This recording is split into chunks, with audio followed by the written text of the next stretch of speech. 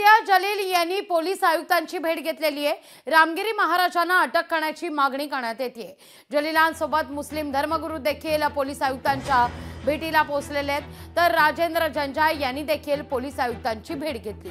शहरातील शांतता भंग होऊ नये याकरता निवेदन देण्यात आलंय। कुणाला लढायचं असेल तर कायदेशीर लढावं असं जंजाळ म्हणतात। पोलीस ठाण्यावर दबाव आणण्याचा प्रयत्न करू नये असं देखील त्यांचं म्हणणं आहे।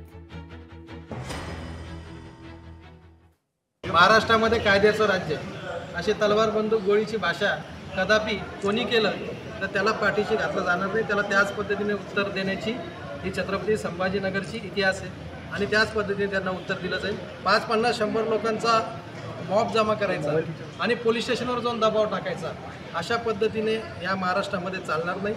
आणि आम्ही पोलीस आयुक्तांना विनंती केली की आपण हे प्रकरण अतिशय गंभीरतेने घेतलं पाहिजे आणि जे लोकांचे माती भडकवण्याचा प्रयत्न करत असतील आणि या शहराची शांतता आणि सुव्यवस्था बिघडवण्याचा प्रयत्न करत असतील त्यांच्यावर वेळीच कारवाई केली पाहिजे, म्हणजेच उद्याची होणारी कोणती मोठी घटना या ठिकाणी थांबवता येईल। यासाठी म्हणून आपण माननीय पोलीस आयुक्तांची भेट घेण्यासाठी आमचं शिष्टमंडळ या ठिकाणी आलं होतं।